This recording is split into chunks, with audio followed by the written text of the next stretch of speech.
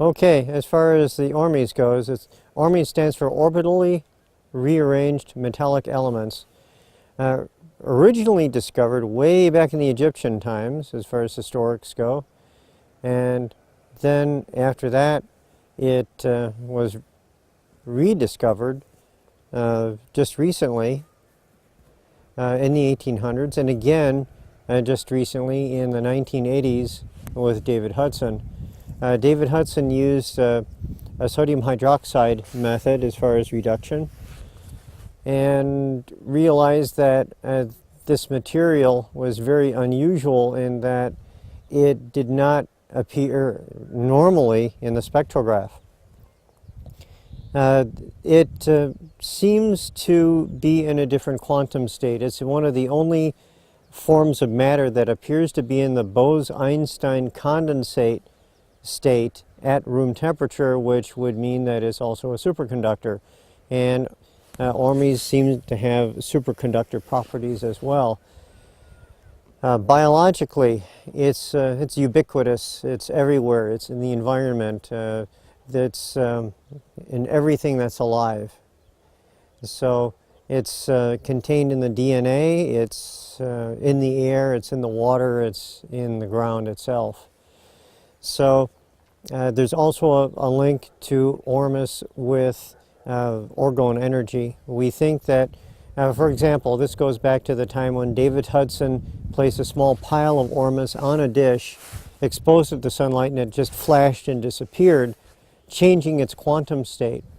He thought that it was merely invisible, and he took a glass rod and just stirred it around. Now when it reappeared, it was in the same pile that it was before, indicating that it was actually not invisible and that it actually changed state. Wilhelm Reich noticed that there was a white residue inside of his accumulators. This residue was analyzed at that time, and they thought it was simply a silica dust. Ormes, when it's first analyzed, shows up as silica. So we have a very strange material, quantum mechanically. Is everything in the periodic chart available for this high spin state? The answer to that question is probably a yes. So that means that we have a parallel periodic table with different types of matter. Call it exotic matter. In fact, Kip Thorne talks about this. So this is in the hardcore scientific literature.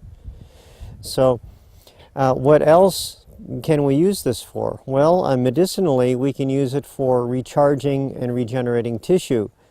For example, ormes products tend to have a high K dielectric constant. Water can have a high K of around 78. Every drop of surface water tends to have ormes in it, so it's very difficult to create water without it. The water that's created without it tends to have a lower dielectric constant. Surface waters, rainwater, is typically around 78. So if you put ormes in it, then the dielectric constant will go up to typically in the 1,000 range. And when they started testing the electrical content of bruises and different damaged tissues, for burns, for example, injuries, injured tissue has a lower dielectric constant to it, indicating it has a lower energy density. Ormes, which has an extremely high energy density, tends to regenerate this tissue from the inside out. It accelerates healing. It has a germicidal property to it, so that bacteria tend to encapsulate themselves in the vicinity of ormes, going into a spore state. Viruses tend to deactivate in the presence of ormes. So it has virucidal and bactericidal properties, which bacteria and viruses cannot adapt to. This is very important. All of our antibiotics are something that are synthetic, which natural bacteria and viruses will adapt to. Ormes is something that they cannot adapt to. It's already in the environment. They can merely avoid it. So, what can we do as far as products? We already have this in the mouthwash, and the mouthwash already has germicidal values to it and is somewhat regenerative. We also are planning to put this in a toothpaste along with calcium phosphate and a few other ingredients for a highly regenerative tooth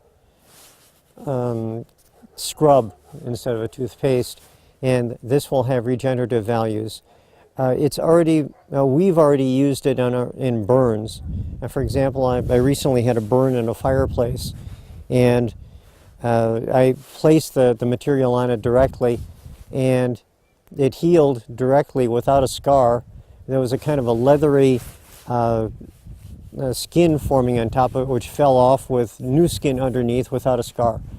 So this is something that can be used in burn victims, for example. It can also be used for accelerated healing. It has an ability of detoxifying different poisons. For example, there was an instance where we had a patch of poison ivy. I placed it on my ankles, and it immediately got rid of the poison ivy. So it's also been said that this will work with other toxins as well, including snake bites, which we haven't tested as yet. But that's also a possibility as far as a portable snake bite kit. There are really different uses for this, which we've only begun to scratch the surface on. And it will continue to be a substance that will tend to bring the medicine of the 21st century into the grasp of the common man.